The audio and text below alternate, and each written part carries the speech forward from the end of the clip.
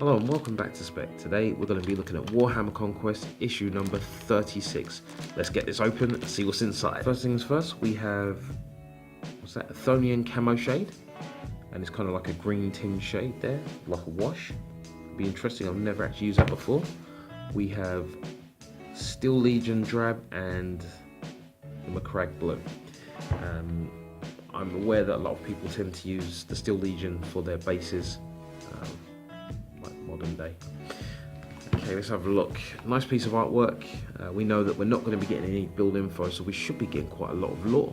And look, we've got new psychic powers. There we go, see? And we're talking about the Chief Librarian Tigerius there, and recess shading. And this is going to be pretty fun, I think. There we go. So we've got our info there. Which is good. We've got our painting details, and we've got, it looks like we've got quite a bit there for our rules and data sheets, and also maybe missions there.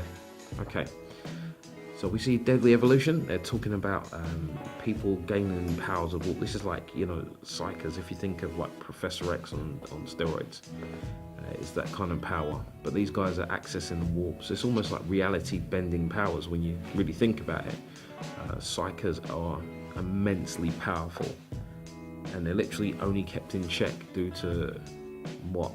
The fear of the Imperium.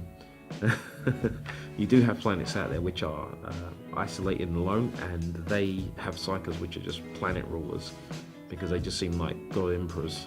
But the real one is on the throne, guarding terror, and he'll send his crew out to stop you from opening up a hole in the warp. Speak to Magnus about that, although apparently he did nothing wrong.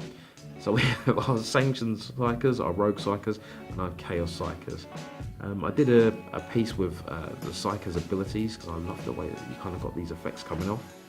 And I did one for the Space Marine Primaris, and one for the Blackstone Fortress Psyker, for the bases there. You'll see like them wrapping around. But I mean, their abilities are so immense. And you know, when they're trained, they could do so many things. I think Malcador, I think we've seen a bit of his info, is the one that everyone's on the lookout for. So continue, we've got Death Guard information here. So we have our time frame from the 41st century as we're continuing on. So we get to see what's actually happening now. And this is, as I said before, the reason why you're fighting through. Oh, look at that. You've got info like Rust and Ruin. Oh wow. Okay. So I'm going to take some time to look through that as soon as I put this camera down for the minute. I love the lore. Like, if you don't have the lore, you don't have the story. You don't have the story, you don't have the reason for the battle. If you don't have the reason for the battle, you know, it's just another set of dice rolling. But this, that makes it stick. Okay, so we've got here Chief Librarian Tigerius, and he's like the main battle psyker out there. You would argue that Grey Knights or maybe Mephiston might be better at it, but he's the one that's well known, I should say. So we've got his abilities, even his weaponry. Let's have a quick look at that. So we actually got the banner. Okay, so we've got his banner which has been gifted to him. So in other words, he's sanctioned.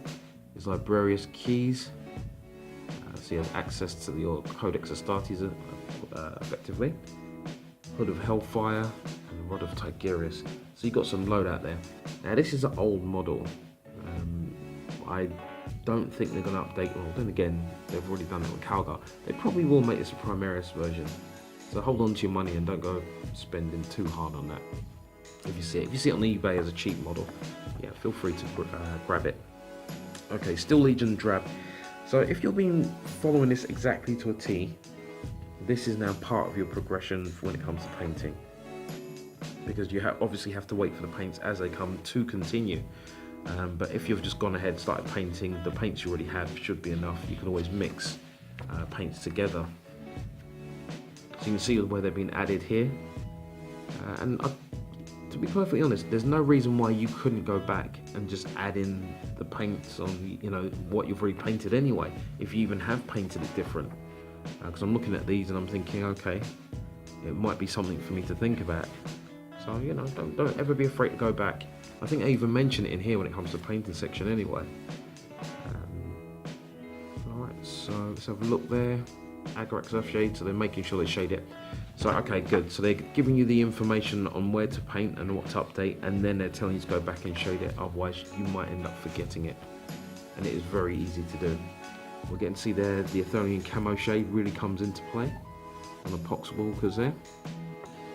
And you can take those from plain models to something amazing.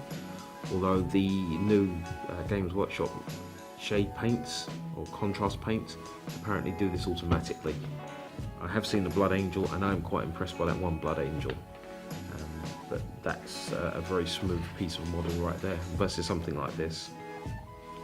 I'm not salty, I just want to see more about it before I say anything.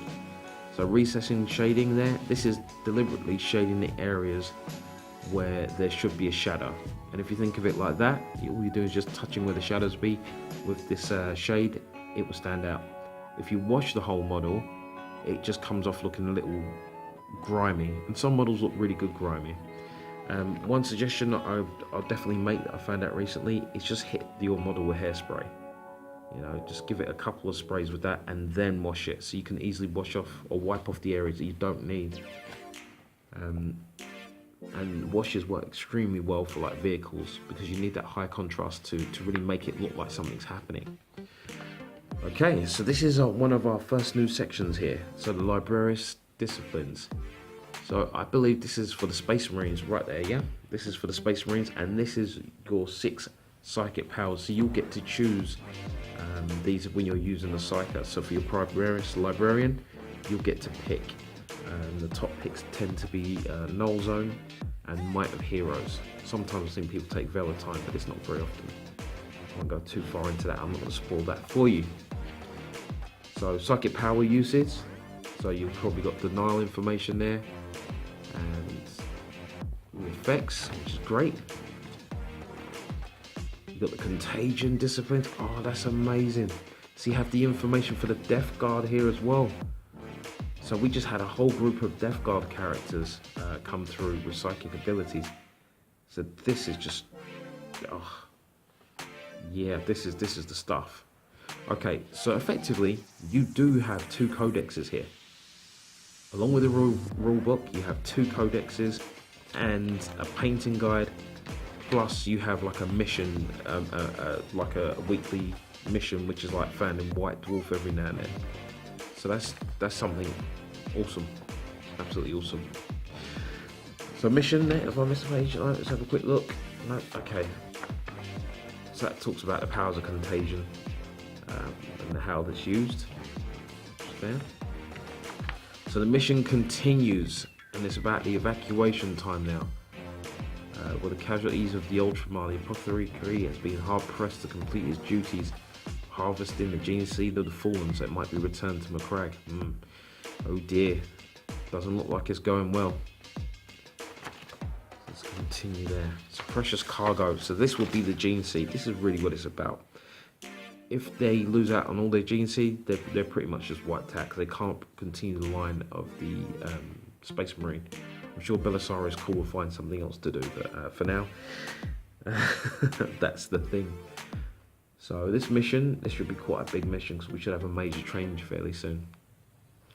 So we've got 5 Plague Marines, 12 Poxwalkers, Lord Felthius, a Malignant Plague Caster, a Foul Blightspawn, so that's quite a heavy team right there. We have 3 Hellblasters, 5 Intercessors, 3 Aggressors, Primaris Chaplain, Apothecary and Librarian. Not too certain who would win there. That looks fairly balanced. I've to play that a couple of times. So you can see the escape there. You can see they can exit from edges. See deployment zones there.